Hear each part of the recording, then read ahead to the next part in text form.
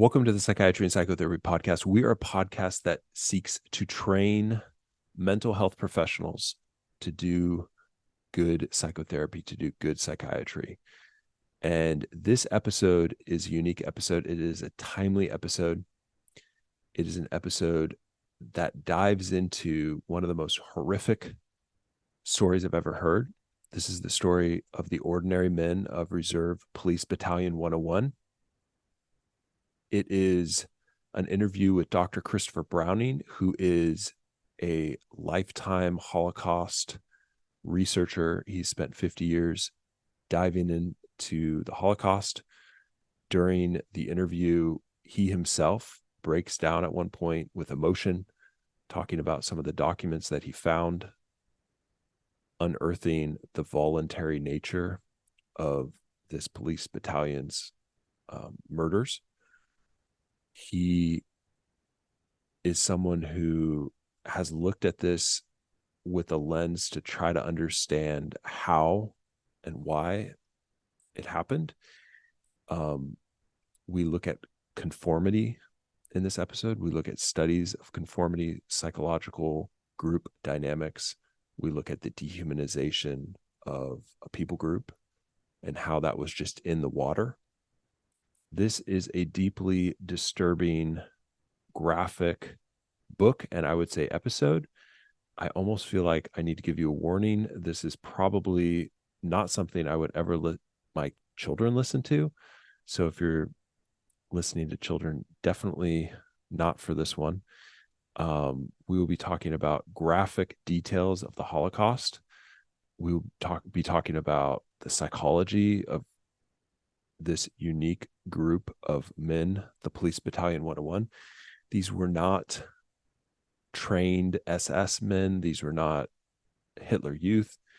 They were in the culture of Germany in a time that was anti-Semitic, but they were not necessarily indoctrinated. They were not soldiers. These were reserve policemen who ended up killing over 80,000 Jews.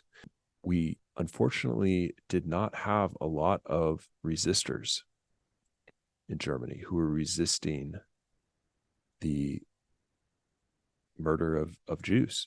And that is something that deeply disturbs me.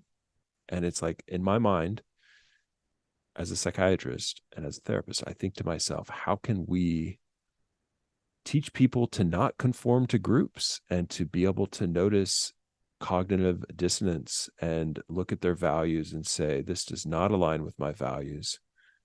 How do we create values that humanize every people group? I don't know. Sometimes you have to fight ideology with strong words, but how do we not go bad on the people? How do we not dehumanize, right? In the face of the current events, be very careful to not go all bad. There seems to be an increase in disgust towards certain people groups that happens throughout history. And with that, and people who are following orders, following authority structures, conforming to a group, you can have atrocities on the scale like we're going to talk about today. Also joined with me is Dr. Jeremiah Stokes. He is a truly excellent therapist in town. He has become a friend. We've been discussing this book on walks. We've been talking about this idea of how do we teach people to not just conform to groups. We wrote an article together, psychiatrypodcast.com has that. And we're going to be talking about more details on, how to create a safe space in therapy where patients can disagree with us. And maybe that's the first place they can disagree and not conform. And maybe that creates, along with looking at values and, the values that they have, maybe that creates a place where they can resist conformity. It seems that just talking about our propensity to conform to groups allows us a little bit of room to question if we want to conform to groups, right? So I am excited, and I'm also horrified to put this out there. It is something you definitely do not want to listen to with your children. You don't want to listen to this when you're driving, when you're distracted, when you potentially could get distracted. You don't want to listen to this when you're super tired. Don't listen to this in the middle of the night. Um, it's going to have a lot of details which are very raw. I mean, this is like one of the most vile things that's happened in the history of mankind. And so expect it to elicit some emotion in yourself. And I think it's a warning from history to be careful, to not just conform, and to be ready to not go along when people are dehumanizing groups of people. And we have to look at the groups that we ourselves are a part of and how those could dehumanize other groups. So it's not just good to point the finger at other groups. Oh, the other side is doing this. No, it's like both sides have the propensity to dehumanize. How do we value people? And so this is kind of like going around in my head, and I just wanted to put that out there as a longer introduction today to prepare you for what you're going to hear. And I will leave it there. So, Dr. Browning, before we jump into some of the psychological causes for these murders, can you outline what you found from reading roughly 30 volumes of court transcripts on Police Battalion 101? Yes. In the late 80s, I was looking through a collection of German court records relating to trials about atrocities in Poland, and came across the indictment of Reserve Police Battalion 101, which was this rather obscure unit I had never heard of. Upon reading the indictment, it was clear that several things were very unusual. One, the testimony detailed how on the opening day of the massacre, the first massacre, the commanding officer, Major Wilhelm Trapp, gave the men the option of not taking part if they, quote, did not feel up to it, so that no one was coerced that day to shoot. And indeed, that remained, in effect, the standing order of the battalion throughout its stay in Poland, that officers could not force men to shoot against their will, so that people could opt out at any time in the years that this battalion was killing people in Poland. The second was I was reading graphic descriptions of massacres in detail that I had not seen in court records before. Other trials of killing units had basically been trials of the officers because they didn't have the rosters, they didn't know the rank and file, and the officers lied for one another, whitewashed what had happened.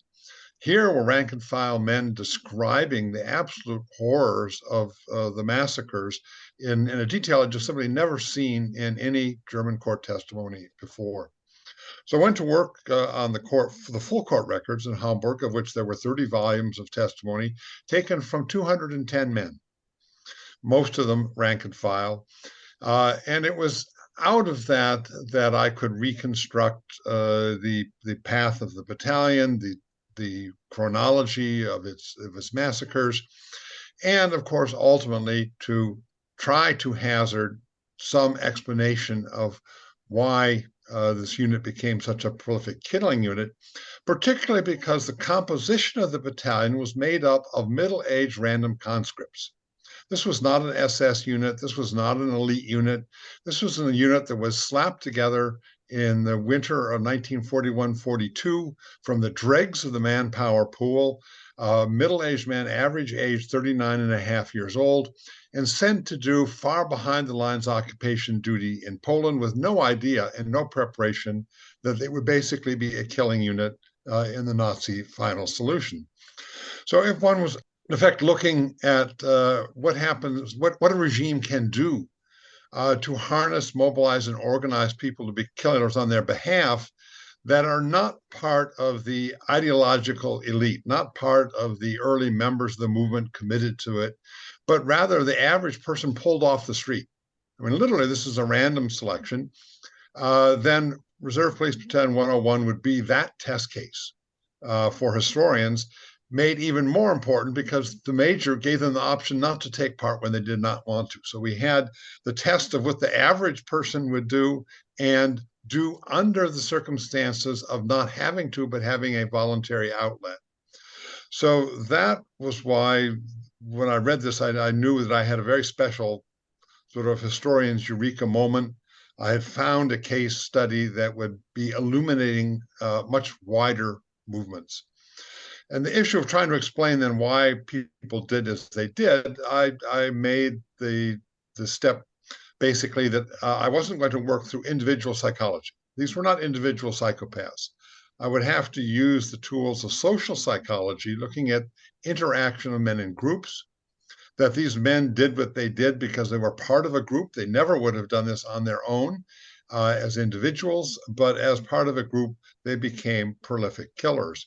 So it was through the social psychological concepts that various people had developed in the post-World War II period, particularly a series of social psychologists in the late 50s and 60s, that became, in a sense, my interpretational entree to explain what the actions that I'd empirically recreated from the historical record based on the interrogations of these 210 men. Okay. So they were given the option to kill, so they weren't forced. They were not incredibly brainwashed. They weren't SS men. And what kind of work did they do before? And were they chosen due to their psychological makeup or not? No, I mean, basically, at this point in the war, Germany raised the age level of people who would have to do compulsory wartime service, but who were still too old for the army to want to use them. So men from basically in their late 30s and up to their mid 40s could now be drafted. But the organization that drafted them was the reserve police, not the army. And so they're drafted. They have little training, little ideological indoctrination, and are sent, as I say, to what was considered occupation duty far behind the lines. So no, these men are not, the percentage of Nazi Party members is not remarkably different than the population. Some of the men joined the SS subsequently. They tried to use this as a stepping stone to a Nazi career. But there are very few, virtually none in the SS to begin with, except for some of the officers. Now, they weren't ideologically like brainwashed or heavily educated, but how much of that was in the culture, in the media, like how and how, like how much was it just there, this sort of anti-Jew sentiment? Yeah, most of these men, I should start with, were people who were non-skilled manual laborers in the economy, so they had no economic deferment. They weren't skilled workers making submarines in Hamburg. They were waiters and truck drivers and warehouse workers and clerks. Most of them had left school at 14. So we have people who were not highly educated.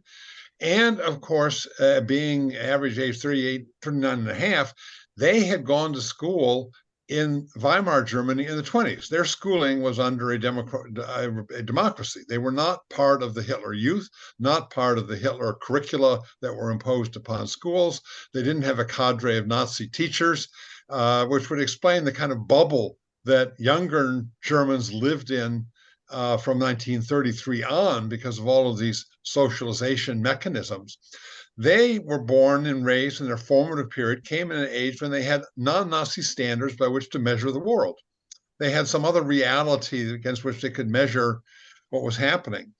On the other hand, of course, they are also subject to the saturation of the media and so forth with Nazi propaganda about Jews. As one of the men said, anti-Semitism was in the air we breathe. That is, the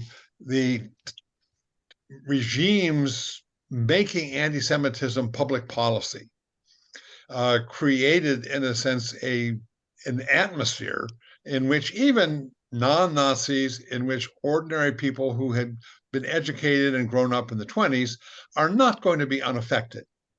You can't listen to the news or read the papers every day for 10 years before they go to Poland that is consistently pursuing a whole series of anti-Jewish stereotypes, repeating and inventing new accusations against Jews without that filtering in. I mean, this is kind of osmosis or saturation, I'm sure, that takes place. But again, to repeat, that's different than being ideologically committed hardcore Nazis.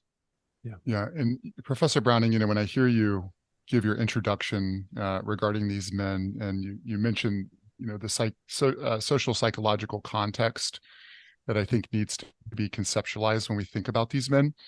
I think this book teaches us this painful lesson about things like power, influence, groupthink, and the susceptibility for evil.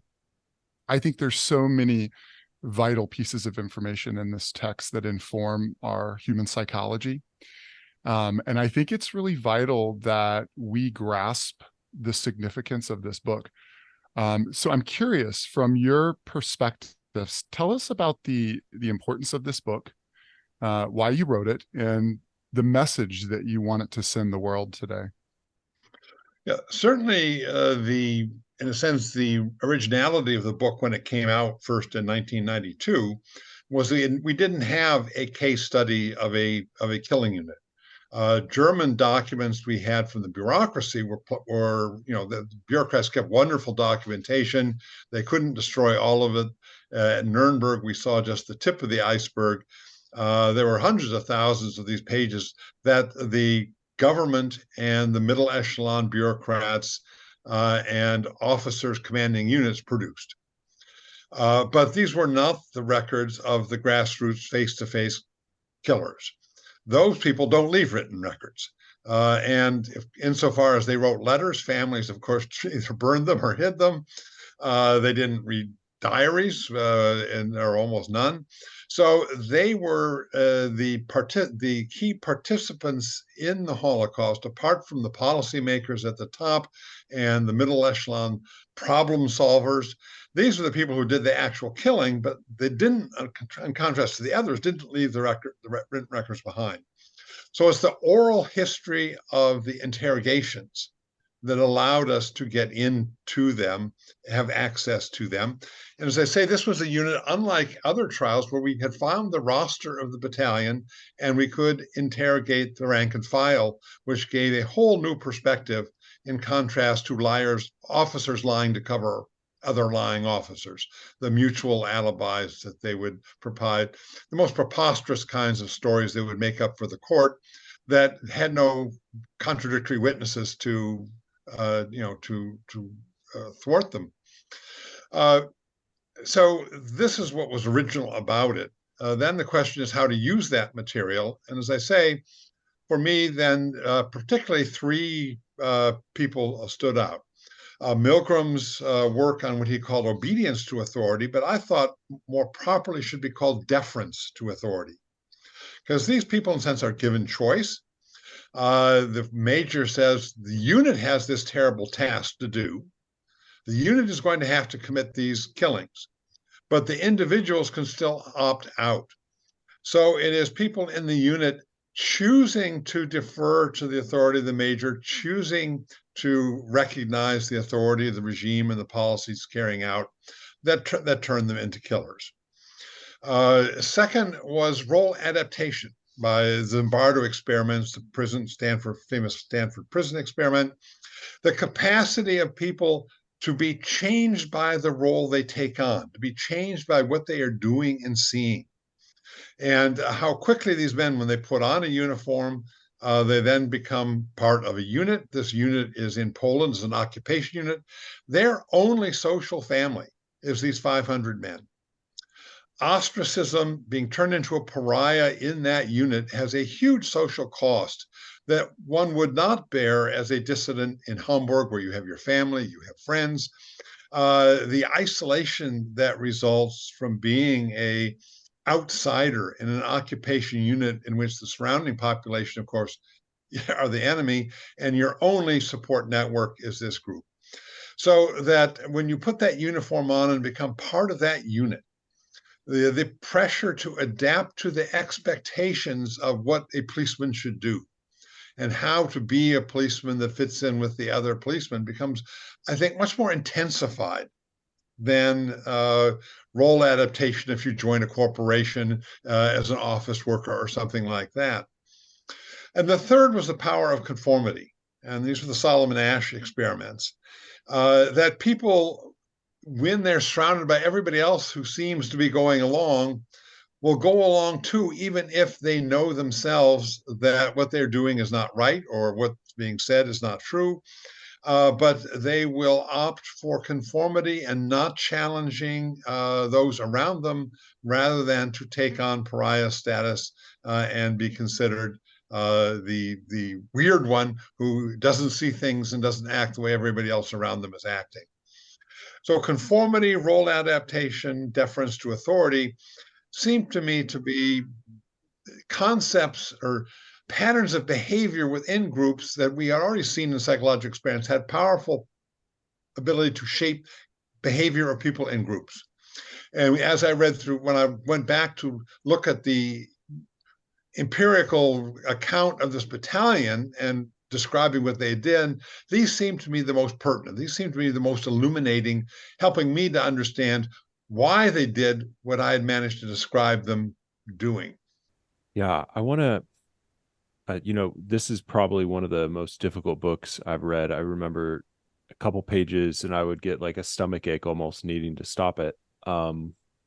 But I think it's worth talking about the first day, because it seems like that was a very seminal event in these men's sort of group evil dynamic. Yeah. So do you want to tell us about that first day specifically? Yeah, these men are sent to Poland in late June of 1942. And 3 weeks later, they're sent off to basically carry out their first massacre.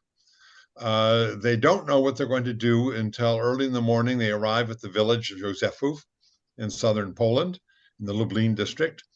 And as they get out of their trucks, the major basically assembles them in a kind of semicircle around him, addresses the men, and tells them what's going to happen. This is when he gives his speech. The men describe him as his voice choking, tears streaming down his cheeks. He's physically struggling to control himself. This was a tremendously emotional, conflicting moment for him. As he tells the men, we have a task to do, a terrible task I would never ask you to do on my own, but this is the policy of the regime that is telling us to do this. He goes on to then try to find sort of psychological rationales for the men. And Hamburg, of course, had been bombed by the Allies. Hadn't yet had the great firestorm of Hamburg. Didn't have it for another year, but cities around there had been bombed. And he knows, in Germany, the bombs are falling on women and children, which in a sense is saying they're killing our women and children. We can kill their women and children. The non-combatant rule has been erased by the Allies, so you shouldn't feel guilty if we now transgress there as well. Knowing in the sense that was a kind of common notion that most people, particularly of a middle age like that, would bring to the battlefield. He then went on to say the Jews are helping the partisans. They are part of the enemy. This is part of the combat, part of the war. They are the enemy in this war, which endorsed, in a sense, the Nazi view that World War II is a war against the Jews. So they would see this in combat terms, not as the killing of non-combatants, but of an enemy. And then he ends up the speech with his offer for those of you who don't feel up to it, you can step out. And a small number of men, about it. First nobody did initially, and then one man did step out. And his SS captain, one of the few SS men in the unit, began to berate him. But the major took the man under his protection, made clear that he meant it and he would protect them against their officers. And then about a dozen men stepped out and they could not take part in what would follow. They then organized the men into three groups. One company would form a cordon around the village. A second company would go into the ghettoized section of the village where all the Jews were concentrated, round them up and bring them to the marketplace. And a third company was sent to the woods where they would form the firing squad. The men had no training or experience for this, so the company doctor draws a figure of a human being on the ground, and then shows to the men that if they put the bayonet on their rifle and place the bayonet at the top of the spinal column at the neck, you can shoot and give a so-called neck shot that will kill instantly. And this is as much training, in a sense, as these men had on how to carry out a massacre. The officers have never done this before, and they organized it in what we, in retrospect, the Nazis would discover was the least efficient, psychologically most taxing way to carry out a massacre.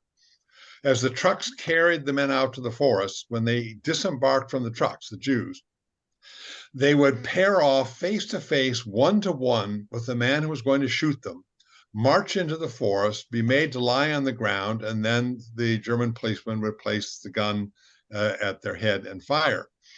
Many of them either didn't hear or hadn't paid attention to the instruction, and they had these old World War I large bore rifles. They would put the point of the gun at the back of the skull, not the neck, and of course the head would explode, and they would be covered in the brain matter and the blood of their victims. This is their descriptions of what happened when you shot somebody in the head at point blank range were graphic and horrifying, just almost beyond belief. After the people had been concentrated in the town square, the cordon company is brought in and sent to the forest as well. So you have two companies shooting, one company loading the trucks, and this goes on basically from mid-morning until it's dark. This is summer, of course, so until late in the evening. There was no preparation there's no pits being dug here. There's no preparation to bury the bodies. Nobody's collected valuables. It's just a forest filled with dead corpses lying there. And when it's done, the major puts them back in the trucks and tells the Polish mayor to go bury the corpses. And they drive back to the schoolhouse in another town where they were barracked. He offers food, almost no one eats. He opens the liquor cabinet and people drink like crazy. And the descriptions of the men, I'm not a psychiatrist, so I'll use this term in a layman's way, not in a professional way, but they were traumatized. The way in which they speak about this, that they were distraught, they were upset, it was incomprehensible to them. This is something they had not been prepared for, warned about. And they could make no sense about it. And one of the men told his non-commissioned officer, if I had to do that again, I would go crazy. What is one of the most, to me, shocking observations of what takes place in the weeks and months after is how quickly what had been an utterly traumatic and upsetting event on the first day becomes utter routine to which they habituate and normalize. And the horror of it quickly recedes. They get used to killing people. The massacre, which was described in incredible detail on the first day, subsequently their descriptions become more and more blurred. They can't keep one massacre apart from another. I could recreate the dating of the massacres and the itinerary of the battalion only from survivor testimonies. People who managed to hide knew the day that their village was liquidated, when their families were killed. These men in this battalion had no idea where they were and what day it was, just that they went from one village to another and either rounded people up, put them on the death trains to Treblinka, which was just about 60 miles to the north, where they were gassed immediately, or shot them on the spot if they were too far from a rail station to march the victims to the train. And this was their life from the summer to the fall of 1942. And as I say, it became a blur, it became a routine. One doesn't get a sense that for most of them, this became increasingly less troubling. Some people did become increasingly troubled. The number of people who took up the major's option increased. That is, the pool of people who evaded direct shooting grew. They still participated in the roundups. They still guarded the shooting pits, but they didn't pull the trigger themselves. They would excuse themselves from the firing squads because the major had allowed them to opt out. So I dubbed this group the evaders. And then there was a middle group which didn't seek opportunities to kill, but would never refuse when asked. That is, they simply followed whatever the directions were. And scariest of all was a group that turned into eager killers. People that learned to enjoy killing other human beings, sought the opportunity to maximize their number of victims, would come back from the killing fields, sit down to a hearty meal, and joke and laugh about what they had done. So people responded to this along a whole spectrum, from evaders at one end to eager killers at the other. And probably the largest group in the middle of being what I call the compliers, who simply went along, did not want to challenge what was happening, but didn't seek to maximize what was happening either. You know, you mentioned the traumatization of these men, which I think is undoubtedly evident, particularly for, you know, any mental health professional who would read this book. I think that they would be able to spot that instantaneously. I realized in reading this book, there's a few different lenses by which you can read this book. You know, I think you could read it through the lens of the killers, or you could read it through the lens of victims. And I'm curious, have you heard any sort of critique that writing about the men's struggles of killing is giving them some sort of empathy or some sort of emotional response? Have you heard any criticisms such as that? Yes, I mean, of course, the book has encountered a number of critiques, some with more merit than others.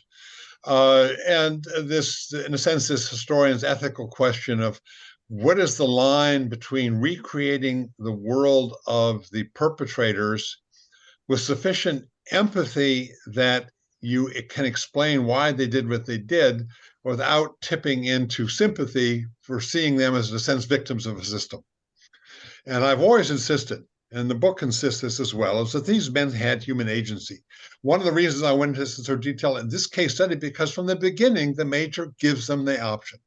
This was for me, at the crux of the book is the issue of choice. This was the case study where choice was explicit. In other killing units, men who dared to say no got away with it. But here was a case where the major doesn't put them to a test of courage or experimentation. He makes it clear from the beginning they have this option. So everything that I describe in that book has to be seen through the lens of human choice.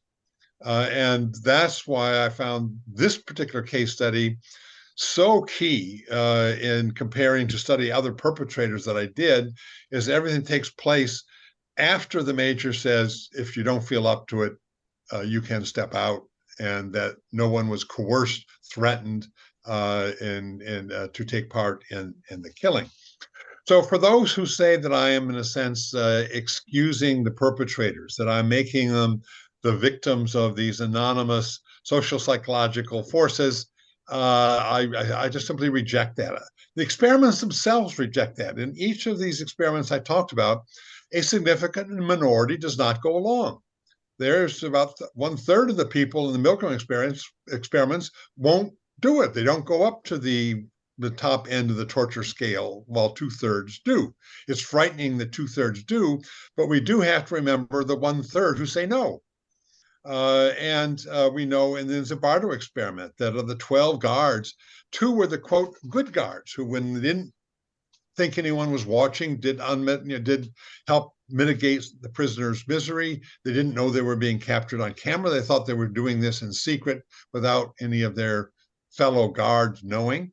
But even in that experiment, there were 2 people who, in a sense, didn't give way to the system. So the experiments themselves say people have choice. Some people make the right decision. All too many people make the wrong decision. But we won't understand why they make the wrong decision if we don't study them. And to say I won't study them because this requires an amount of empathy is, I think, to abdicate our responsibility as scholars to do the best we can to know what happened and why it happened in the aftermath.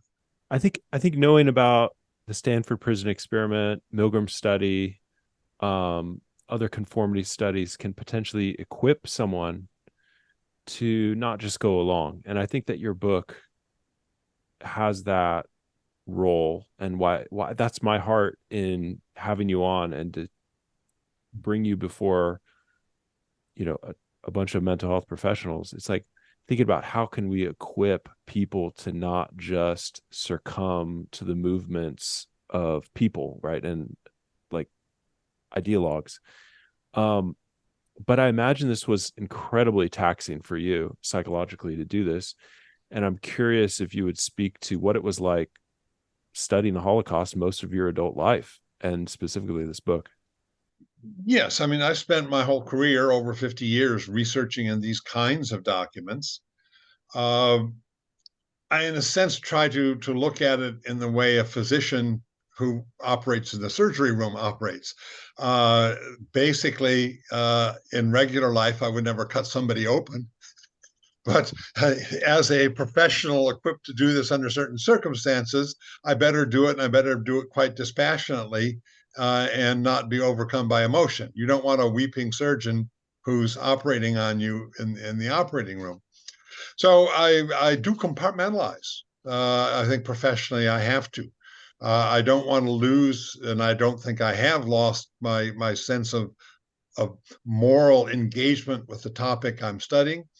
But when I am researching and writing, I try to do it as dispassionately and professionally as I can. I think Holocaust history has to be written by the same rules of historical research and analysis and writing as any other part of our history, and that I have tried to bring to it. Having said that, despite all the kinds of documents that I've read, there are moments when I was in the archive and I would come across a document that was simply something I never encountered before, that just kind of took my breath away. And at those moments, I would just sort of have to take a pause, leave the archive, and come back the next day. I can hear it in your voice. I can literally hear it in your voice as you talk about that. Yeah, it's awful. Yeah. One of those days was when I read in the indictment Major Tropp's offer. The point of choice, knowing that everything else that happened, people didn't have to do it. And as you can see, I could get emotional now. So deeply connected to that piece. I think it's nice, or it would be nicer to imagine that they were forced to do this, and it's like knowing that they were given the choice and that they chose to do it. Most of them, the majority of them. I'm sure that just messed with your brain, Yeah, it's like you didn't expect that. You didn't go into this thinking an ordinary person would be able to do this. Yeah, I mean, that's certainly, from then on, I knew I had a project I had to do.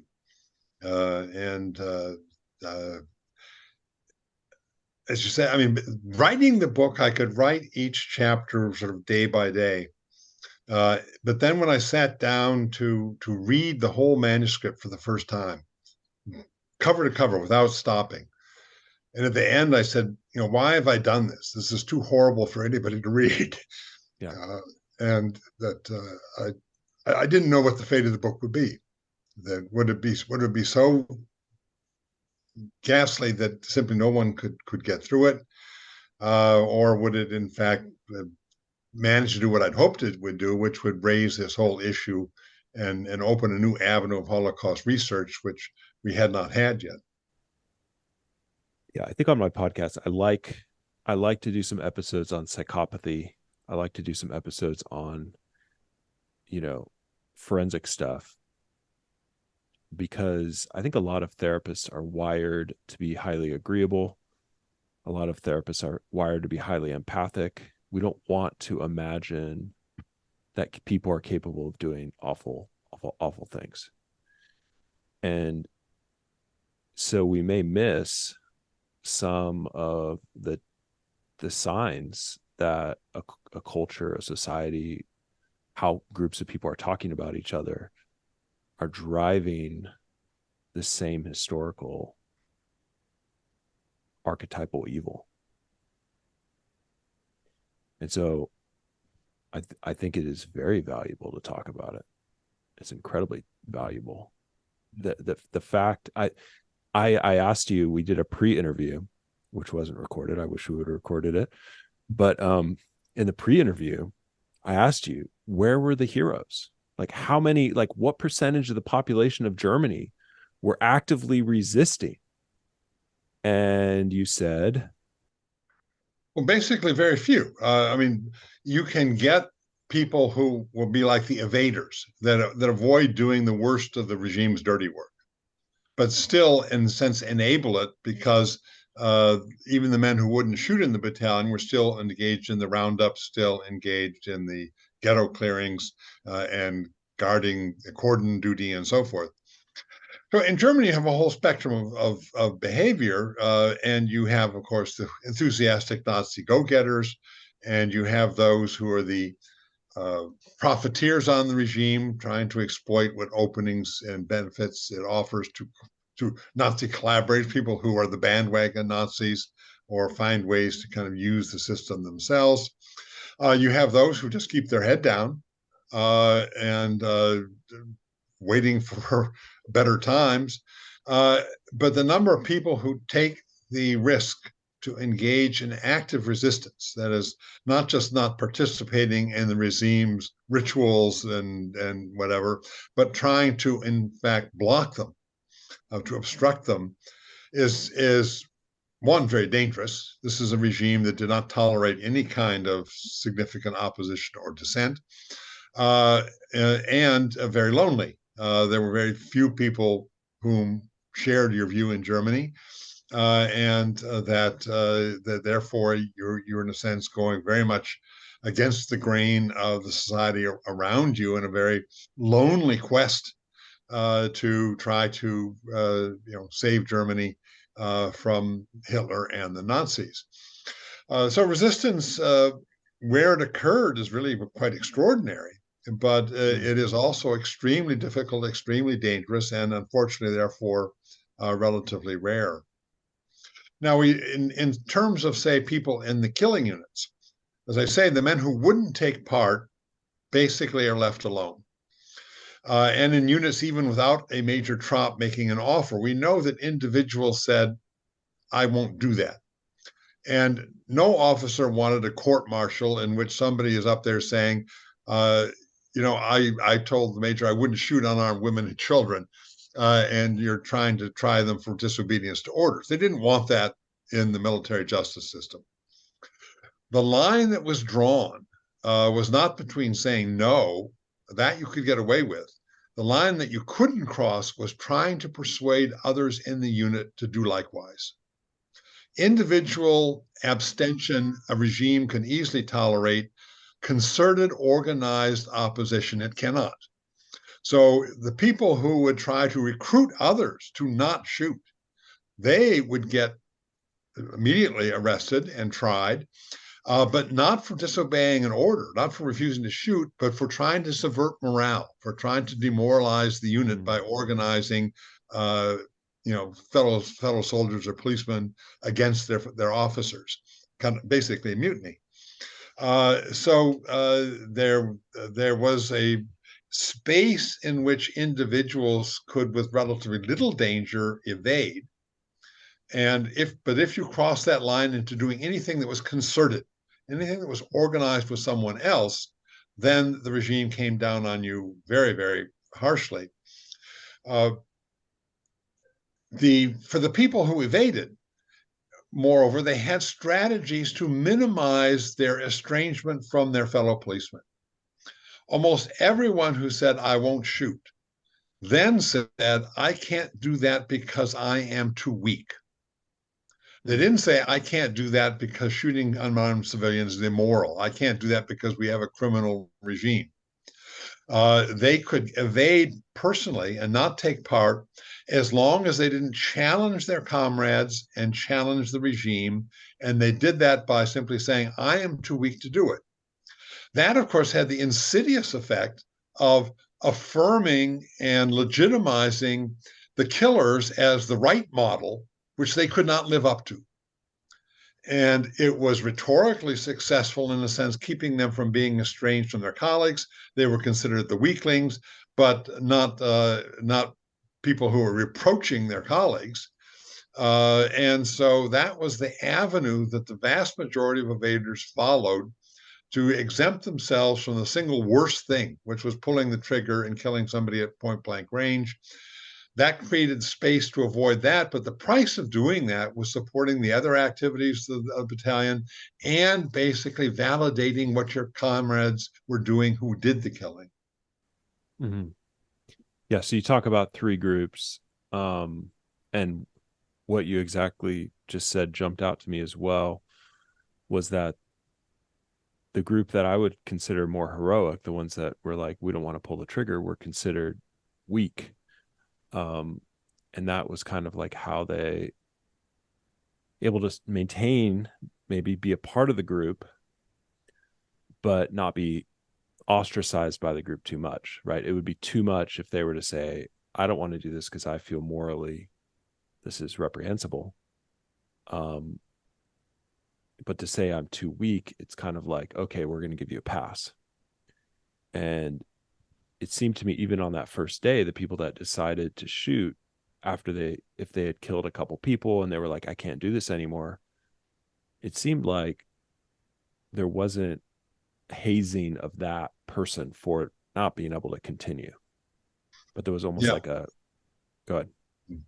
Yeah, I mean, basically, the more I get into studying the world of National Socialism, it is a truly inverted world. That the people who had the courage and to have moral autonomy to not want to kill are weaklings. The people that go along have no control over their own destiny, simply take orders and follow whatever it is they're doing, are considered the tough ones. And of course, they're the cowards, and the ones who preserve their moral autonomy are the ones with incredible courage. So courage and cowardice, toughness and weakness are turned on their head. And in terms of how the morality of what they were doing was done, morality is turned on its head too. One of my colleagues, Thomas Kuna, an historian at Clark University, used the phrase the morality of immorality. And let me explain, in a sense, what an example of that. In Serbia, where the Germans invaded Yugoslavia, carved the country up into its constituent parts, and took Serbia as their own occupation zone under a military administration. There was an uprising headed mainly by Tito and the communists, which became very effective. And so the German response was sort of massive retaliation. And so a unit is brought in from the outside to conduct what was going to be called a punitive expedition. And the commander gives the order that this unit was to sweep through this area in the Sava Bend, the area of in central Yugoslavia, where they were to hit the entire population most hard. That they were not to, the men, women, children, everybody was in the enemy. They had to punish the entire population for this uprising that had taken place. So erasing again this distinction between non-combatants and combatants, which is at the core of most, atrocities and mass murder. He then wanted to say, as difficult as this may seem, basically, those who succumb to their humanitarian impulses must keep in mind that they are sinning against the lives of their comrades. So you had a world in which to not shoot women and children was a sin, and to kill women and children was to uphold the morality of protecting the lives of your comrades. To kill was moral, to not kill was a sin. And you just absolutely turned on his head the whole notion of morality and thou shalt not kill. And the moral obligation then is, in fact, to kill women and children as long as they're on the other side. When I hear that, I think it's easy for us to only see this happening in Nazi Germany, but this has happened in other cultures, societies, times, and I see it as well in like how often militaries will emphasize dehumanizing stories about the enemies, stories like pedophilia, stories like that, which stir up disgust in the average soldier towards the enemy. Any comment on that? Yes, I mean, this is in war all too common. One event will either be invented or it will be magnified into being the archetype of the entire other people, so that they are, as you say, be dehumanized. One of the most gratifying things about the book is that it's been used at the military academies, because it does force people to come to grips with this issue of how you train troops or make them conscious of how easy it is to slip into to demonizing the enemy, dehumanizing the enemy, and then being able to kill people that you shouldn't be killing. Just recently in the Atlantic, Jeffrey Goldberg, the editor of the Atlantic, did an article on General Mark Milley. And in the book, in there, Milley is talking about his encounter with President Trump, trying to explain why Iraqi American soldiers who've been tried for war crimes should not be pardoned and honored. And of course, it was a conversation in which there was no meeting of minds. But then Milley went on to say that he had been given a book by his friend, the former Israeli chief of staff, and it was Chris Browning's Ordinary Men. And he says it's an important book, an excellent book about, it's a tale of moral degeneration. So Milley really got it. I mean, he understood that this is a threat that faces every army. How do you train your men, discipline your men, so that you don't have the moral degeneration that so easily can take place once the mechanisms of dehumanization are in place?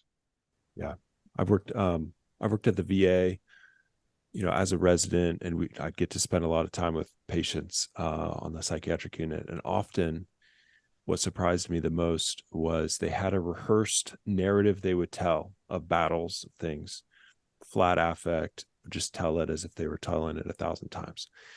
But often they had a story of some demoralizing event, which they shot a child, or they, and it was that demoralizing event, that they didn't want to talk about, and that continued to harass them in their sleep every night of their life, unless they were drunk. And so a lot of the guys would just drink every night. And then when they would stop drinking, it would come back. So it was like the trauma, the demoralization was there. So yeah, I don't know. I'm just resonating with what you're saying. Yeah, well, certainly in terms of the battalion, alcohol was usually brought to the killing site. That is, the anesthesis of alcohol was part of the organizing a massacre, and the people in the firing squads would get to have a couple of drinks before they started shooting and more after, so that alcohol was understood to be an important part of the anesthetizing process, the desensitizing process. I've often been asked, after the war, did these men have post-traumatic stress syndrome? Did they carry this home, and how did they cope with what they had done after the war?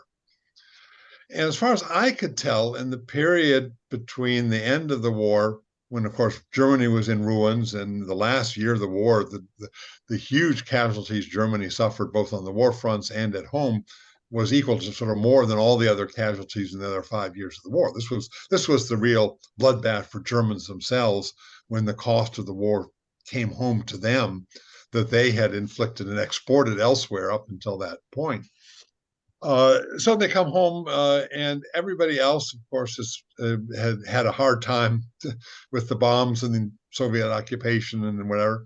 And everybody wanted to forget together. So there is no, what did you do in the war, Daddy? Kinds of questions. Everybody didn't want to raise any kind of question because they all have this issue of complicity with the Nazi regime. And there is a kind of universal amnesia. But then, strangely, what occurred to some of the men when they're brought in to be interrogated in the early 60s would make remarks such as, well, I hadn't thought about this for years, but now that I'm being forced to talk about it, I'm having nightmares. All of this came back. It was in the deep freeze, and now it was thawing. One man committed suicide. Only one of them committed suicide between after his first interview and before his second interview. He jumped out of the second story of his house and killed himself. But others did admit to that this was becoming quite disturbing. But in general, I would say the overall tenor of the interrogations was not remorse. It was not guilt. It was self-pity. That basically how they framed their own lives, how they understood their own lives, was a colossal bad luck story. In 1942, they had the bad luck to be drafted into a unit that was sent to Poland to do terrible, dirty work on behalf of the regime. And they did it. And they came home and they got no medals, they got no rewards. What they got was a terrible defeat. And then 20 years later, somebody changed the rules of the game. And having been obedient reserve policemen in the 1940s doing terrible things on behalf of the regime, the new regime was now hauling them into court and trying to find out if they were criminals who should be tried and sent to jail. That was their second huge piece of bad luck. So they have a life of two pieces of colossal bad luck for them. Almost nothing about the victims, no consciousness of the horrible suffering they had inflicted on others, but a great deal of concern for what they themselves had suffered, which they framed as a double bad luck story. Yeah, I think it would take me probably less than an hour to get them into the deep shame that they're hiding. Of course, the self-pity as a defense, avoiding responsibility, trying to solicit support, creating a narrative to make sense of the horrible things they did. But I don't know. I just imagine there was physical ailments from the chronic stress and from the of what they had done. I just imagine, like, because I know Vietnam vets, and I mean, not that we can draw a comparison between these two groups at all, but higher rates of diabetes, higher rates of heart disease, higher rates of a lot of physical things just from being in a war, right? I mean, it's not unusual in taking care of a patient at the VA. They have 15 to 20 things on their problem list. So I'm just curious, like, did any of that come through as you sort of looked at it? And then, like, any physical stuff that maybe it was the manifestation of the stress? Yeah, I did. If it's there, I didn't know enough to pick it up. It may be their hints, but I don't remember people referring to problems of physical health. And of course, even if they had, that may not be in the interrogation record. That is, the man who's taking the notes of the conversations is putting down the information that he thinks will be useful for the prosecutors. And for a historian, fortunately, lots of stuff gets put into there that may be extraneous to the prosecutor, but terribly important to the historian. But what got left out, I don't know. And that may well be one of the kinds of things that the person who's taking the notes of the interrogation simply doesn't pick up either, which you would pick up as a trained psychiatrist. I just can't say. It's a case where historians don't have the evidence. There's many questions we have that we would love to have more evidence for, and I would say this is one where I didn't find the evidence. if it's there, I wasn't good enough to pick it up. You know, it's interesting because I think when we go through a psychological trauma, the more severe the trauma, the deeper the repression. And, you know, I think about when when you read the reports on the defense, you know, at that point, these men had 20 plus years removed from the traumatic incidents, right? But I do wonder, you had a chapter on an individual named Captain Wolfgang Hoffman. And to me, this kind of does illuminate some of the traumatic symptoms that came up while in duty. It was almost as if he didn't have enough time to repress, so he was sort of in it. But I was curious, can you talk a little bit about what he experienced, his symptomology, how that sort of guided his leadership? Yeah, I mean, I think you're certainly right about the power of repression in these men, but Hoffman is one where it was quite overt, not later, but in on the field. He is one of the two SS captains in the unit, so he's aspiring to an SS career. He's the commander of Second Company, but in the areas where he's sending his men out to kill, on the days in which he should be leading them out to the massacres, he gets absolutely debilitating stomach cramps and he's bedridden. He can't move. And he's in this embarrassing situation where he's ordering others to kill while physically he's incapable of leading them on the field.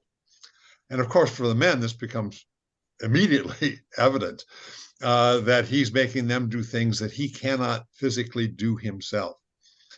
And certainly what the men described as the absolute regularity of this pattern, that he suffered his terrible stomach cramps only when it came time for killing. It wasn't some other kind of disease that would be there all the time. It wasn't ulcers. I ran this past several other medical people, and they said, yeah, this is a clear evidence of psychosomatic illness, that this is a physical illness being triggered by psychological trauma, and that he simply couldn't will his body to do what he wanted it to do. He wanted to kill, but his body, in a sense, quote, betrayed him. So he has a falling out, one with his men, and secondly with the major, who has a captain on his hands who can't function. So he eventually is sent away. He goes off to the Eastern Front, is made the head of a unit of native auxiliaries that he organizes. And in real combat, he becomes a quite effective officer. This man was not a coward in the military sense that he's afraid to risk his life or fight, but he apparently had some psychological limit where he could not simply shoot innocent people at point blank range, even though he desperately wanted to and was terribly embarrassed that his body betrayed him. Yeah, and I think it's interesting because in reading about Hoffman prior to the killings, he had this really proud, rigid character, and he had this it seemed that he had this temperament that was like almost unapproachable and strict. And so then for him to have this complete turnaround in his disposition and demeanor, I think really illuminated the severity of the trauma. And then there were implications to that as well, because after that happened, his men had a completely different perception of him, and he was considered, no longer this strong, military, formidable character, and now he's this sort of weakling. So I found that to be just really powerful. It's like his body betrayed him. Yeah. In a way. I love that line. His body betrayed him. It's like he wanted to be strong. He wanted to, but then somewhere deep inside of his soul, right? He couldn't stomach it, literally. Any other thoughts on that? I think for me, it was moral injury was one of my thoughts, was like, there's this idea, moral injury, slightly different than PTSD. Moral injury comes up when someone violates their own values or religious experiences. Moral injury can overlap with PTSD, but it's not exactly the same. It it doesn't have the same startle response, dissociation, re-experiencing it. It manifests more in avoidance, which we've talked about, self-loathing, depression, anhedonia, lack of pleasure, isolation, guilt, and shame. And so I'm curious if you saw more of like a moral injury component, maybe if you think back to the things that you read. Well, certainly I didn't have the concept when I was writing the book in the early 90s, but subsequently the whole notion of what we call cognitive dissonance came more into the literature. And that seemed to me very appropriate. I wish I had known that term when I was writing, because I would have added that to my list of social psychological tools in a sense, because these men initially are engaged in a conduct that causes the trauma because they know what they're doing is breaking every norm and rule that they've been raised with. But they're part of a unit that's doing it, so they have these dual claims on them. Their own background and normal upbringing has rules about killing, and the unit has its rules about killing, and the two are in conflict. And many of the men cope with that. If you can't change, if one of them has to change, if you have to bring what you're doing in sync with what you are willing to accept, and you can't get out of the unit, then you change your initial beliefs and begin to numb yourself to being sensitive about killing. And that you create a consistent world in which, as I say, the Nazis invert sin, and not killing is sinful. Killing is coming to the aid of your comrades. Well, no, I'm curious, like, I think about the dissonance. I think about the cognitive dissonance, not only with this particular military personnel, but I think about the idea that all of Nazi Germany from a very early start had this dissonance that they had to deal with. And particularly this group, with this group not being indoctrinated by the Nazi ideology. So they had sort of their own mindset and their own perception. And I wonder, is that something that you feel that all of these men really struggled with significantly? Presumably it was. I'm not sure if we want to use the word struggle, because it seems as if they almost glide into this without much of a struggle. I mean, I'm sure there was for some, but the ease with which they make this transformation. One of the very rare documents we have written by one of these men is not from Police Battalion 101, but Reserve Police Battalion 105 from the neighboring city, North German origin, that went into Lithuania. And the photographer of Company 3 in Reserve Police Battalion 105 wrote letters every week to his wife, and she kept them, preserved them, and we have them. So we can trace right through his own letters, week by week, the process of degeneration. He starts out with the invasion in early July. First of all, even as they first come in, he had been in Norway, which was very cushy, stationing, and now they're sent to take part in Operation Barbarossa and the invasion of the Soviet Union.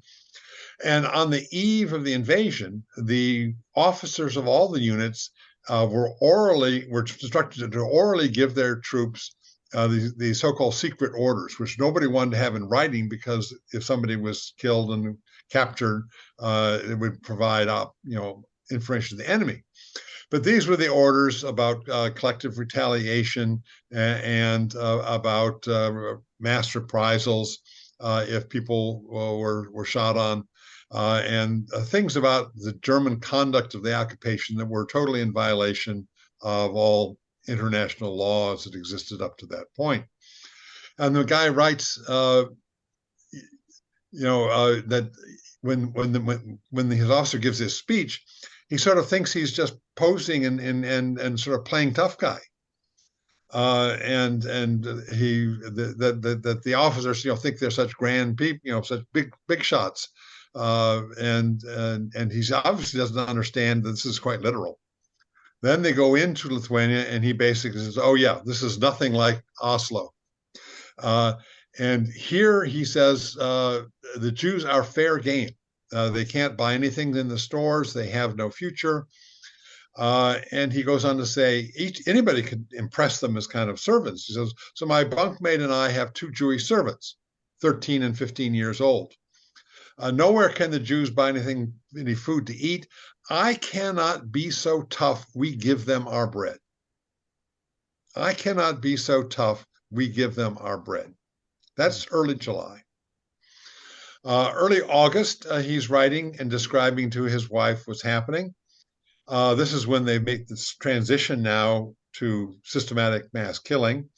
He says, here all the Jews are being shot, men, women, and children.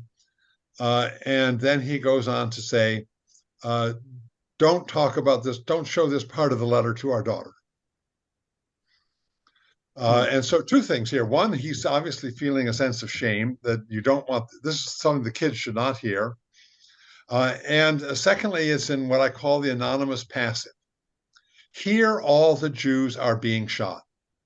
It's not my unit is killing them. It's not I am killing them, but the Jews are being shot. Now, that formulation appears in all sorts of post-war testimony.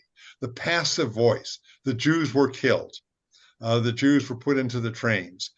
But in fact, as a defense mechanism, I realize now that the passive voice was being used even by the people in the field as the killing was taking place. He writes to his wife in the passive voice about what his unit and the Germans around them are actively doing.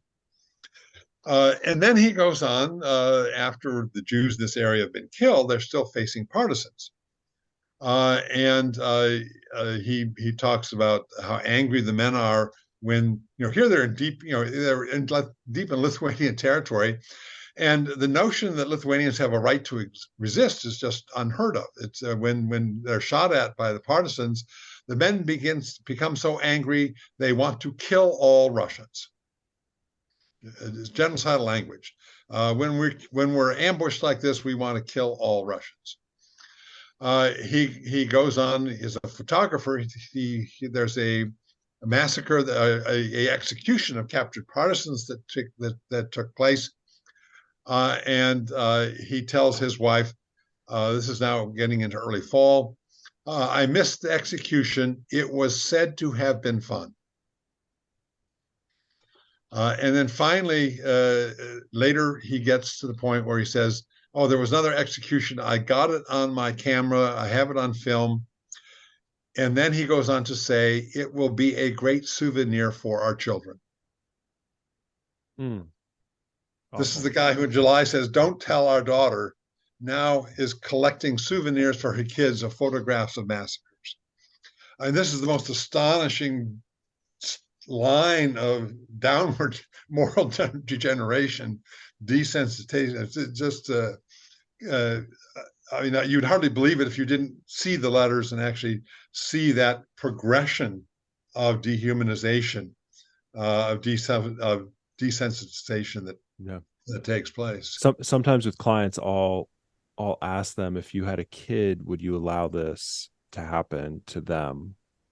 Or if you had a daughter, if you had a son, it almost like takes it out of the sort of the slow acclimatization, because I'm seeing the cognitive dissonance, but they can't see it anymore. And what you're saying is that person would say, oh, absolutely. I would absolutely want my son or daughter to do it, and that's just like a complete, like it's almost like once they started doing it, their defenses came on more and more to like protect themselves from realizing how evil it truly was. Yeah, but also shows the power of how people can be changed by what they do and see. That the participation in this really changes who they are. I mean, the guy who says in early July, I give them my bread, I can't be so tough, is now within 4 months collecting massacre photographs for his kids. So that there is it is a transformation that these men undergo, is, I would argue, caused by what they are doing and what they are seeing. Okay, so and this is another question of mine. It's like we're talking about cognitive dissonance. Was there cognitive dissonance because they believed so much propaganda regarding the Jews and they were kind of saturated in that propaganda? So was there really that cognitive dissonance? Because I think about cognitive dissonance like you have a biblical belief and then you have like this belief that, you know, I should shoot and kill innocent people. And it's like, there's the cognitive dissonance. But do you think that they had this cognitive dissonance because their ideology was so dehumanizing of the Jews? Well, certainly given, the immediate persecution of Jews when they enter this area, and then yet he says, I cannot be so tough, I give them my bread. Obviously, his own ability to identify these people as human beings, and human beings need to have food, with what is the reality happening to most of the Jews among whom they are living, yes, that's cognitive dissonance. Okay. And the degree then to which he resolves that by basically dispensing with the sensitivity about Jews being human beings and the occupation. I mean, the people they're killing after August are mostly Russians and Lithuanians now. So it's not just Jews, but anybody in the occupied area that are, quote, the enemy. Any sympathy with them, any recognition of their humanity is basically what disappears, so that he doesn't have to say, I can't be so tough. He can be quite tough enough to take pictures at executions and save them for his kids. What about the idea, though, that there was so much propaganda and ideological influence around Jews being less than humans? They were obviously even portrayed as animals. I know that a lot of propaganda had done that. Looking at how that's combined with the capacity for human aggression, is this what led them to be such vicious predators? That combination of this, like, so I guess looking at the capacity of human aggression is what I'm asking. As when I was reading this text, it got me thinking, what is all of our capacities for aggression? And if we have the right influences, can it tap into any of us? And can that level of aggression be externalized? Does that make sense? Yes, but I think you also have to that has to be set in the context in which these people are operating. And what one of the sort of things I was trying to explain, not just in this book but more overall, is that in 1938, with the Kristallnacht riots and the burning of synagogues, the Nazis own reports and collecting information about public mood. That was not popular. Legal, clean, unemotional persecution of Jews was one thing. Violent pogroms, mobs, beatings, physical attacks in the streets violated all sorts of German notions about law and order, and burning synagogues violated notions about sanctity of houses of worship. And the regime realized that this had not been popular.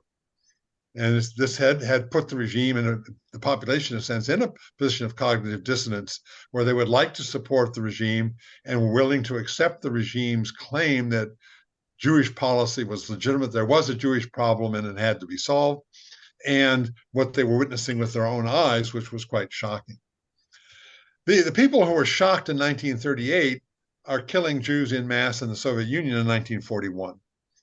And what I argue is in part is because you've just totally reshaped the environment they are in. In 1938, they're at peace. In 1941, they're at war. In 1938, they're at home in Germany. In 1941, they're deep in occupied territory. In 1938, they're facing German Jews who dress like them, speak their own language, are highly cultured as Germans. In 1941, they are facing Ostjuden, these very strange dressed people, long curly, curls, and wearing strange clothes and speaking Yiddish or Slavic languages. So that the context in which you can now, it's so much easier to dehumanize the Jew, one, in wartime when it's the enemy, two, when the Jews look and speak differently than you do, they're not German neighbors. They're not the people who've been customers in your stores and classmates of your kids, but they're these very strange people in the East, which is already an alien territory. They're aliens within an alien territory. They're doubly alien. And in the wartime, where they can be seen as enemy, everything you do can be. The Nazi propaganda was very clear. The Jews support the Bolsheviks. The Bolsheviks are behind the Soviet regime or war with the Soviet regime and Red Army. So the connection from the Red Army to the Bolsheviks to the Jew is a straight line, and that is at the core of much of the propaganda that the men are being fed. So the Barbarossa opens up the possibility of a not only of a general war of destruction, but a war of destruction that is including a racial war against the Jews, and it's part of the package. So when you can package killing Jews as part of war and part of what distantly happens in these alien, barbarized, uncivilized areas to the east, where the enemy doesn't value human life, so how can you value human life, and so on, that you can package this whole thing in a penumbra that just makes killing people and killing Jews normal. You can normalize it. I know in Adolf Hitler's Nazi Germany, there were severe restrictions on freedom of speech. And I'm curious if you see that as like a progression of like restricting freedom of speech, instituting more and more propaganda, dehumanizing a group of people as kind of like a pathway. Oh, certainly. I mean, when Hitler comes to power, the very first thing he does, when he's appointed chancellor on January 30th, the very first thing he does within a week is go to Hindenburg and ask Hindenburg to use his emergency powers in the Constitution to suspend the rights of free speech, free press, and freedom of assembly. Then we will have an election. And of course, the Nazis running an election in which your opposition has no free speech, press, or assembly, means that it isn't a free election. Even in that election, the Nazis only got 44% of the vote. Even in an election without free expression, they could not get to 50%.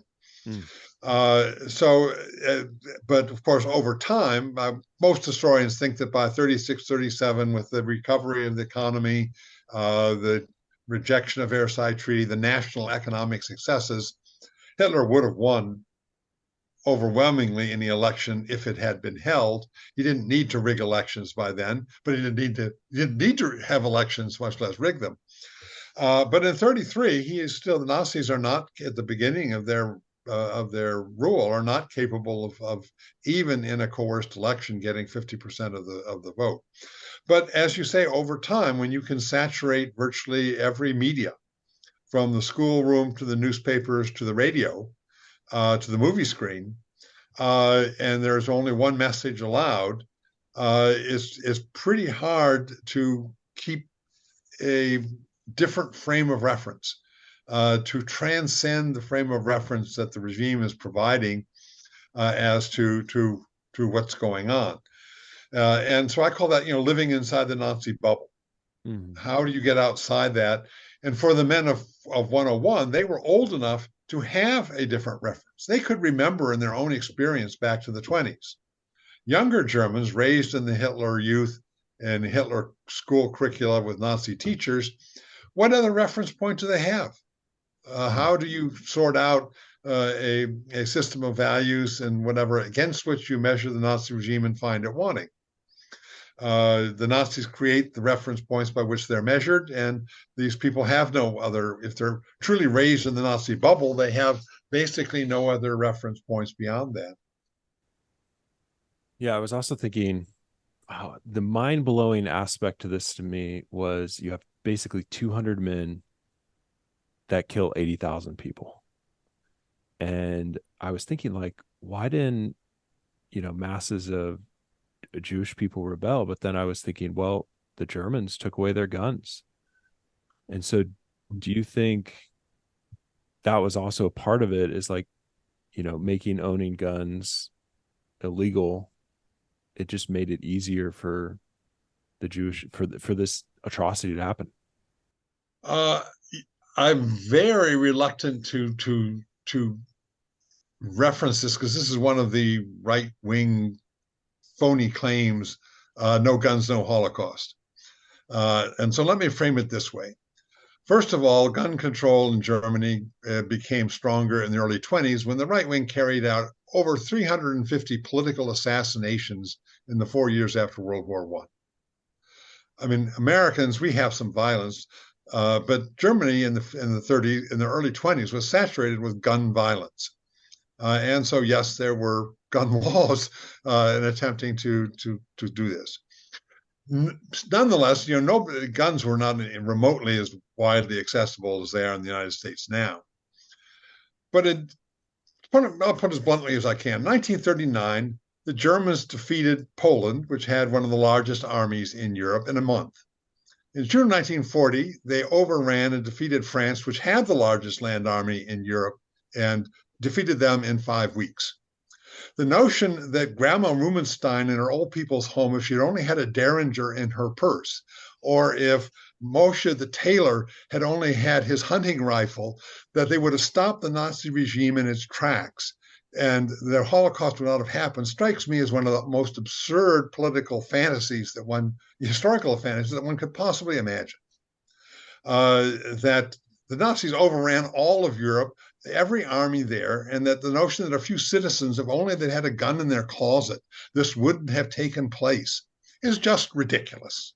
I just cannot emphasize that enough. That's just so absurd. It really is just not on the table for rational discussion.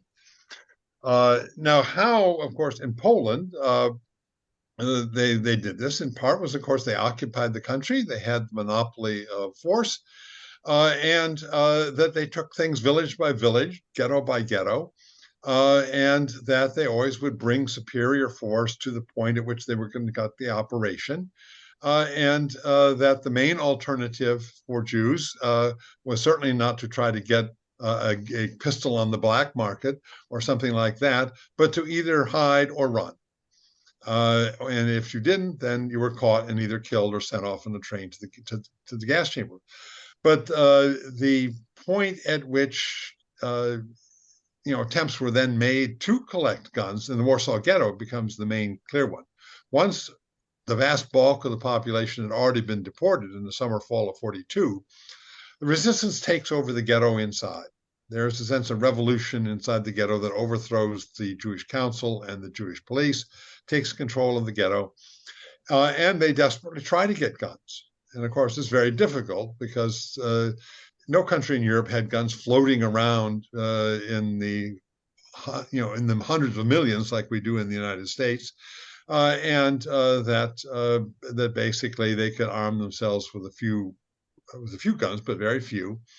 And still, then, needless to say, the Nazis that invaded the ghetto were fully armed, equipped with modern firearms, and the ghetto fighters had a few pistols and a couple of machine guns. It was not at all going to ever be an equal contest of civilians against a military force, whatever the collection of private weapons the civilian force had tried to gather.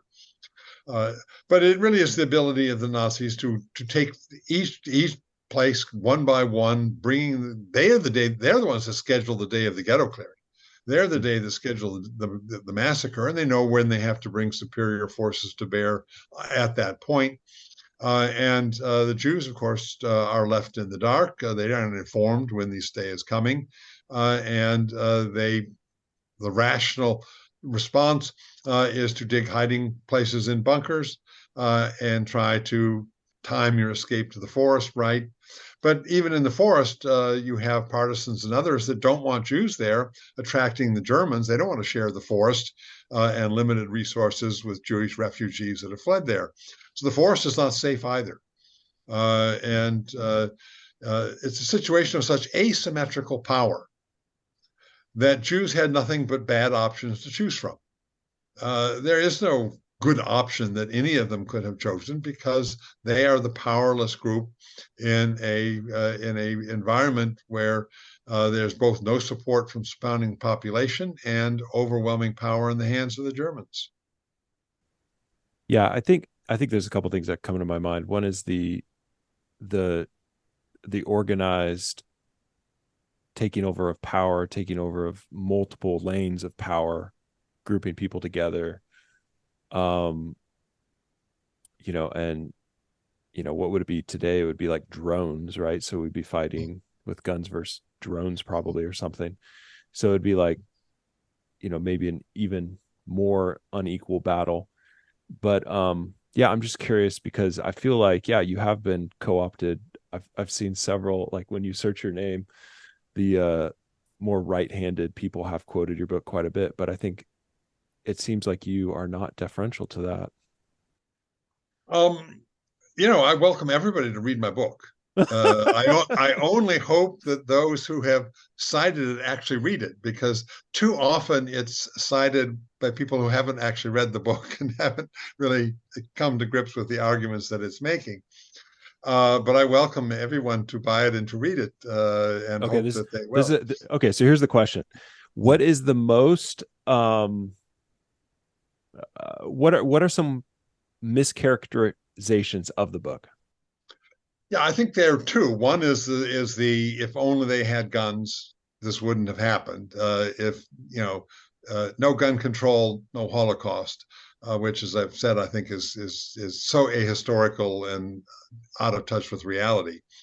The second is, in a sense, to look at the book and see it as the model of what a government, a deep state, if we can use that term, wants to mobilize ordinary people to eliminate their targeted group.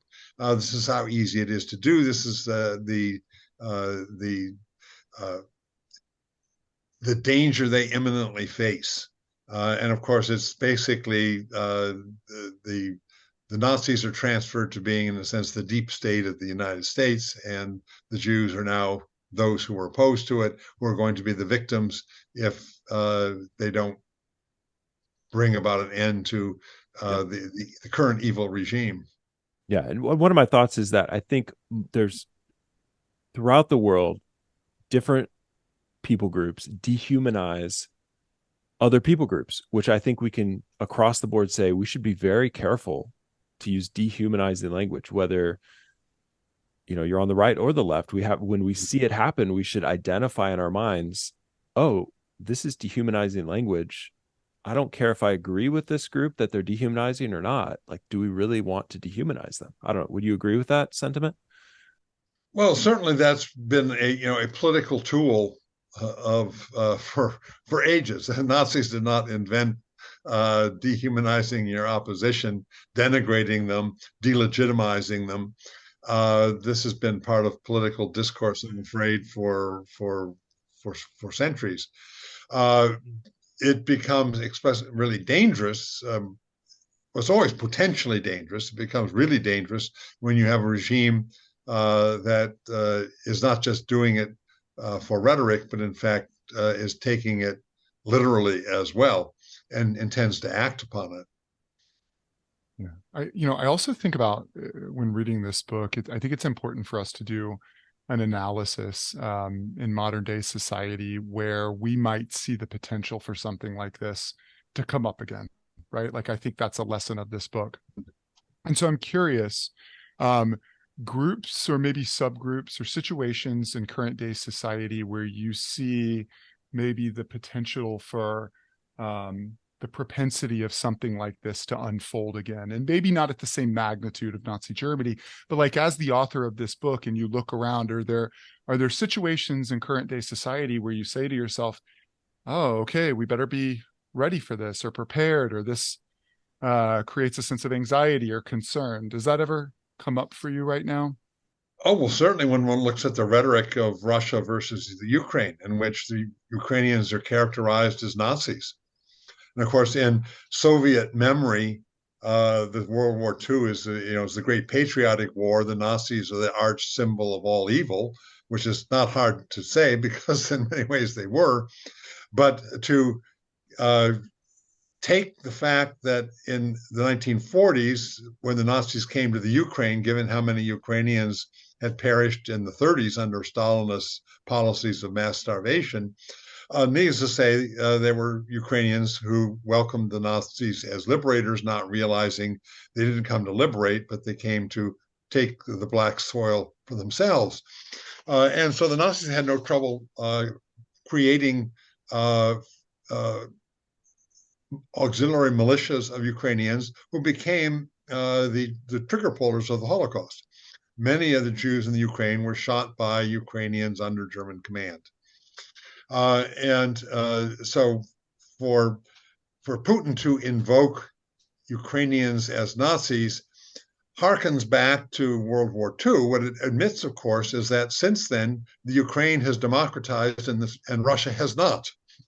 That the real reason Putin is invading the Ukraine is that after 214, throughout the Putin sycophants and run on a path of democratization, which threatens to create an example that Putin can't stand as a neighbor because it would expose the dictatorship and the hollowness of his own regime.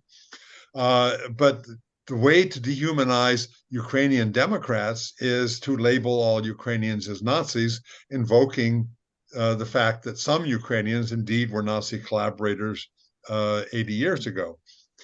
So we see that process of dehumanization and labeling in the Russian invasion of the Ukraine quite clearly.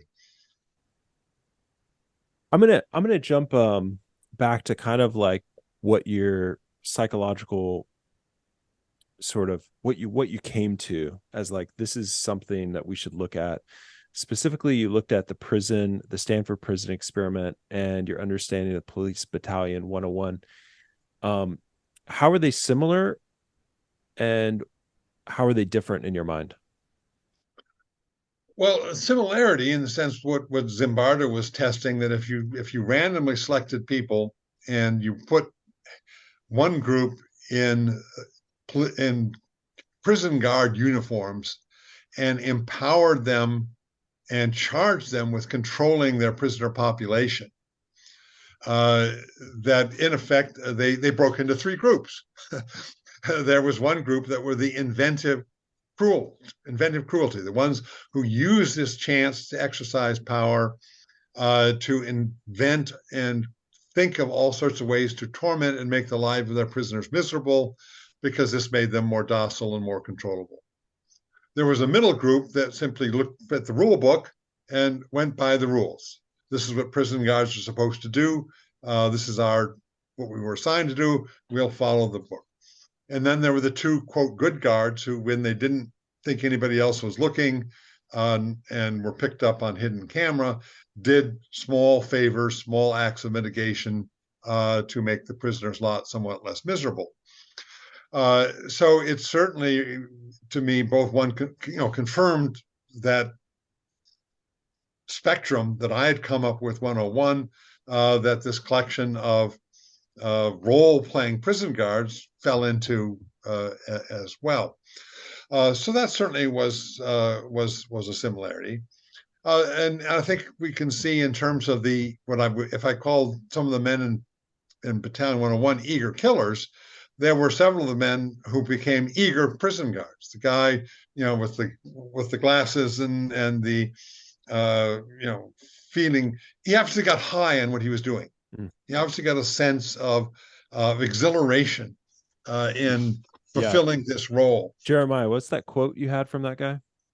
Yeah, so one of the sadistically oriented guards, this was his quote. He said, "I ran my own little experiment to see how far I could go, to see how degrading I could be before people objected."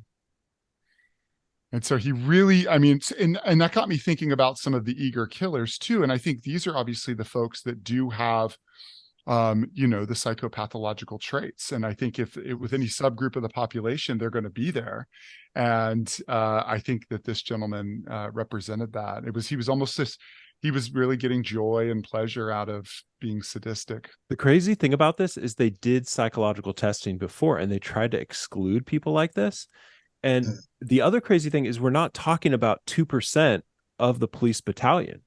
Like like psychopathy runs about 2% for men in the population, 1 to 2%. And so I don't think it's pure psychopathy. It's almost like I don't know. It's far, the percentage far exceeds what we would expect for just psychopaths.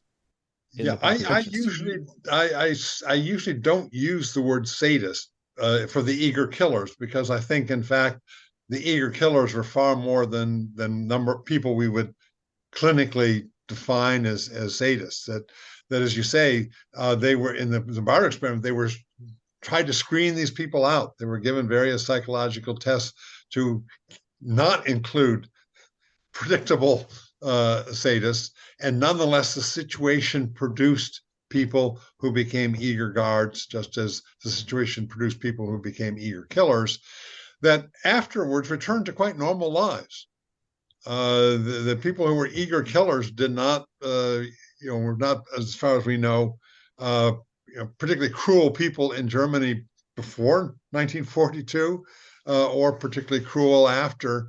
And it's that almost Jekyll and Hyde quality, where in the situation they found themselves in, they become this very different set of behaviors that are clearly in a significant part produced by situation and not by, I think, particular or abnormal psychological traits. Yeah. Sorting out, the individual psychology and the susceptibility to the situation, and the degree to which you will go to the extreme in that situation is, that's more in your camp than mine. I don't have the training to quite sort that out, nor do I think we probably have the evidence from these interrogations to sort that out either. Well, I think his quote of "I ran my own little experiment," Yeah. there was something about that Yeah. struck me as like Yeah. psychopathic, right? And Yeah. often, if you're a psychopath, you're taking a personality test.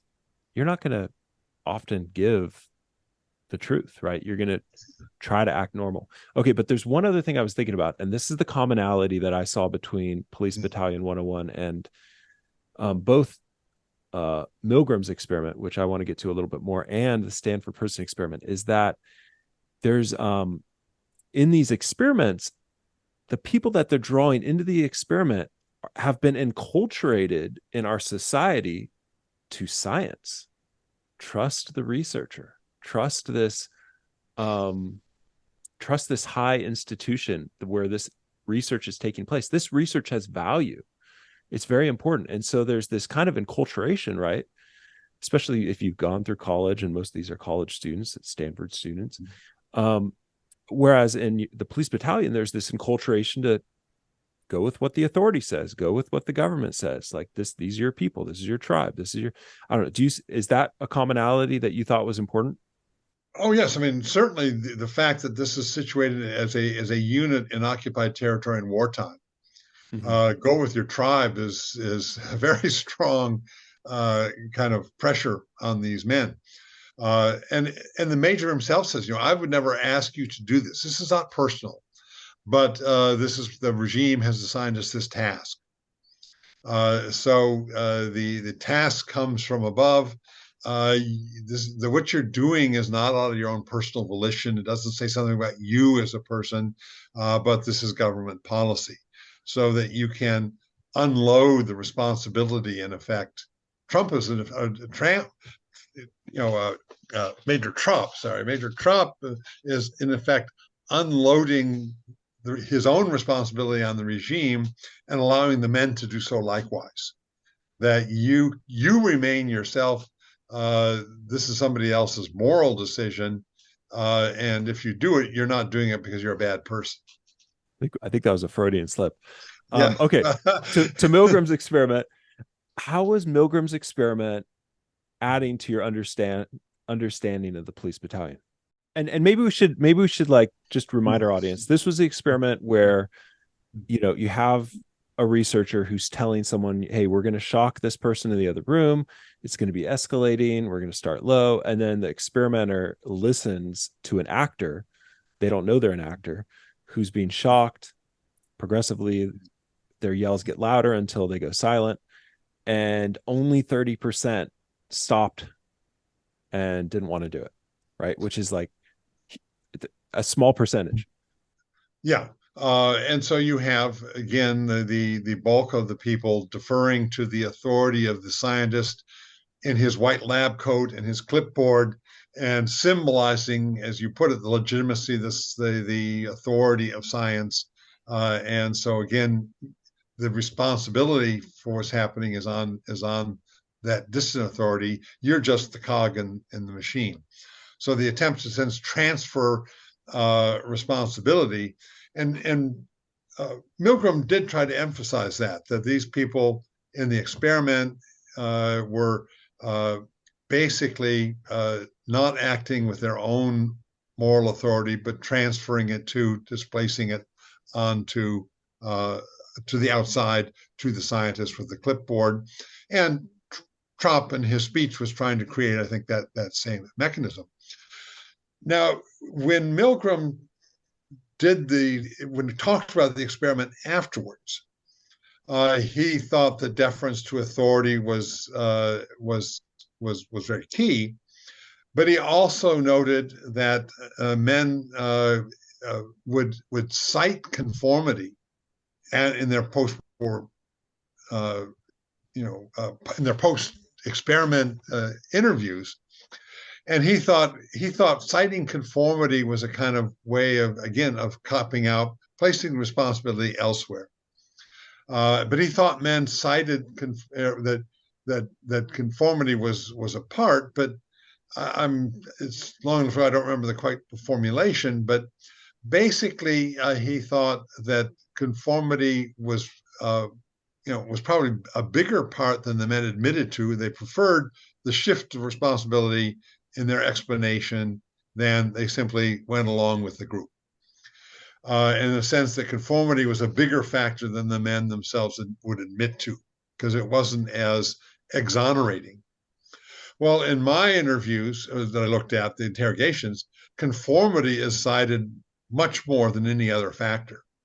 So if conformity is the hidden iceberg, and I have that much citation of the power of conformity, desire not to be the outsider in the unit, to be part of the unit, then by Milgram's arguments, it was even bigger than what the men confessed to. And it was already, in their case, the major factor that they cite. So in terms of the balance, in Milgram's experiments, post-experiment, most of the men tried to cite authority for what they did. In the battalion, insofar as they commented, the majority cited conformity as the most powerful group pressure that they faced. Okay, so yeah, I mean, it's so stark to see that conformity is so powerful, right? It's eye-opening. And I'm curious, do you think someone listening to this, learning about the power of conformity, like, is that enough to make them conform less when going against moral principles or going against their conscience or going against like the laws of human nature, their conception of morality? The real answer is I don't know. I hope. This is the scientist in you. Okay, but you hope. Yeah. I like that. Yeah. My aspiration is that the book will help change consciousness, that people will be more aware of, and certainly if it influences people who will be in command situations and people who are training people in military units and police units, that this will have an effect. The book was used by people who were involved in police reform and police training in New Orleans. So it's been used in police training. It's been used in military training. And so I'm hoping there is at least some ripple effect there.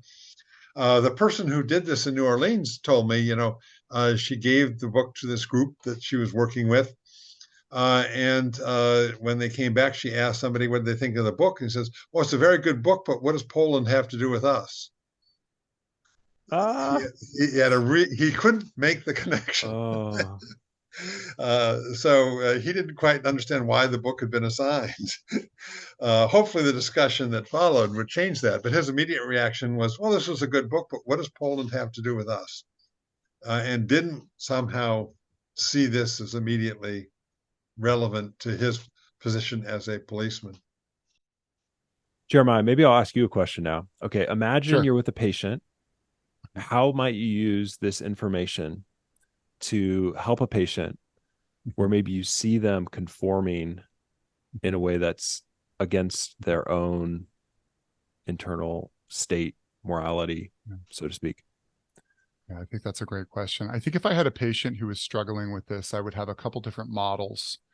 Just learning about this work reminds me of the work of Viktor Frankl, logotherapy. Viktor Frankl was a Holocaust survivor turned psychiatrist. And, one of Frankl's findings while he was in a concentration camp, his whole family being killed, was that we are meaning-making entities. We make meaning out of all of our experiences. So the first thing that I think I would do with a patient is I would have them construct their own sense of meaning of what was happening externally.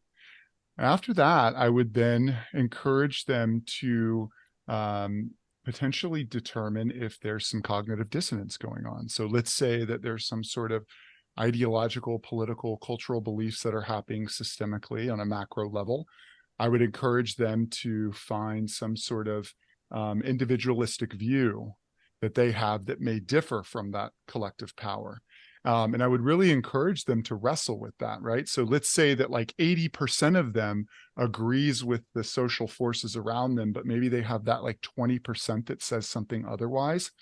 I would encourage them to lean into that 20% because I think that 20% is that autonomy, right? And that reminds me of the evading killers. Like there was something very special about these guys who refused to do the killing. And I think they did some deep introspective work. I mean, they had to wrestle with this. And so that's what I would have my patient do. I would have them wrestle with it and I would have them acquire data. And I would say, hey, look, what's the best thing to do here? What's the most appropriate thing to do here based on the meaning that you've constructed, based on your deliberation between the dissonance in your mind, and what's most effective for the world around you. Dr. Browning, how is it listening to a therapist pontificate on what they would do? Oh, very interesting. Let me go back to this sort of tripartite division and this issue of the so-called good people or the ones who managed to not take part. I had based that, of course, upon reading the interrogations of the men, and some of the criticism was, well, how could the battalion have continued to function if you had had that many evaders? Was this possible? And I've certainly found other cases where we can do a head count, and it is possible that a significant portion of the men cannot participate, and the efficiency of the killing unit is not impaired. But the other one is that I did in a sense, a bookend study. The More Numenicus is based on the post-war interrogations of the perpetrators. And I did a kind of bookend study of the survivor test, based on survivor testimonies of a collection of slave labor camps in central Poland in the small industrial town of Strakowice. And there I had 292 different people who gave one or more testimonies. And since one of the criticisms of Ordinary Men was, well, it's all based on the Germans, the German testimonies are mendacious, how can I make real conclusions based on corrupted evidence, and that I'm being suckered by the corrupted evidence. But when one looks at a different set of evidence of people who were in constant contact with German perpetrators, which are prisoners in a labor camp, where they and the people who are running it are face-to-face in contact for close to 2 years. What do they say about German perpetrators? What was their their take on this. And remember, survival depends upon them reading Germans well. If you're in a camp run by Germans, if you don't know the difference between one German and another, if you don't know how to negotiate between the different German groups and you treat them as a monolith, you're not going to survive. And what emerges from studying the language of the testimonies, the way they referred to different Germans, was they broke down to three groups. One group were the, quote, dangerous Germans. When they came into the camp, dead Jews, was the result. They killed people. And when they came, you fled, you hid, you got out of their way, you avoided the dangerous Germans because the dangerous Germans were gratuitous killers. A second group were the corrupt Germans. These are people you could negotiate with. These are people you could bribe. These are people that, in a sense, even with the weapons of the weak, you could have some kind of negotiated arrangement in terms of making the Germans have a self-interest in the survival of the Jewish workers to produce better and so forth, if they would improve the rations of the workers, if they improve the medicine of the workers, if they would keep the dangerous Germans sort of out of the way, or give warning when the SS was coming to inspect, because it was in their interest. They would profit from keep preserving their Jewish workers. And then there was a small group they referred to as the, quote, decent Germans. And this was a very small number of people who, if you were really in trouble, you could go to, and they would treat you as a human being. They would shelter. If you were too sick to work the shift, you didn't leave you in the camp because if people came through, they'd shoot the sick Jews who were too sick to work. They would, hide a sick Jew or give them some kind of task that they could do that wasn't taxing. They would allow their prisoners to do things that other work, foremen and so forth wouldn't. But a small number of decent Germans with whom you could find some kind of refuge when things were really dangerous. So this is the testimony of the survivors. This is not corrupted, self-interested German testimonies, but I came up with, in effect, the same kind of tripart division, or not the same division, but a tripart division of how Germans broke down in the eyes of the prisoners in terms of how they had to approach each of these groups, of course, very differently, because survival depended upon knowing which Germans were the decent Germans, which Germans were the dangerous Germans, and which Germans were the corrupt Germans, because you had to approach each of those in a very different way. I think we all want to imagine we're going to be part of the decent Germans, or even better, like that rare Schindler from Schindler's List, or like the kind of the exception, right? With like the 1 in a million type of thing. And I think my hope from you guys listening to this is that you take away that there is a strong drive for conformity. We can abdicate our responsibility by, thinking of the person that is in charge as holding the responsibility, rather than considering our own moral ground, our own moral footing. Are there any other big takeaways, Jeremiah, you're taking away? And then Christopher, I'll give you the last sort of reflections as we wrap this thing up.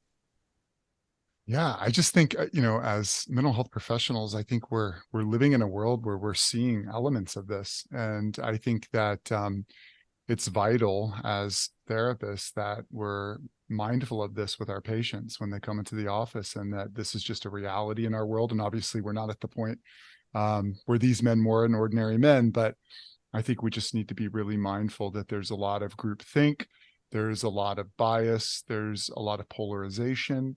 And I think people get sucked into that. And I just really want to encourage critical thinking for ourselves as therapists, mental health professionals, and for patients. Any final thoughts, Dr. Browning? Yes, I think one of the lessons of the book is, of course, that a regime that wants to commit mass murder does not fail to do so for a lack of executioners. whatever problems they face, the bottleneck is not being unable to find people to pull the trigger or to conduct face-to-face killing with their victims. That this is a potential that modern states have. So the best line of defense is to make sure we don't have regimes that want to commit mass murder. And therefore, it's utterly essential to promote democratic regimes that are committed to human rights, dedicated to the principles of value of human life, and that if you have a president that is, or not a president, if you have someone who is promising retribution, that should be taken seriously. That when you have someone running for power who is promising retribution, that is a sign that ought to be a red flag to any person who cherishes democracy. That's good. Yeah. Well, I appreciate you coming on. This has been an epic. I feel like this was a piece of history, recording this with you, having you long form talk about this monumental, historical, brutally honest and very brutal, but hopefully we can take away some things that change the course of history. So thank you for coming on. And yeah, we'll leave it there for today. Thank you.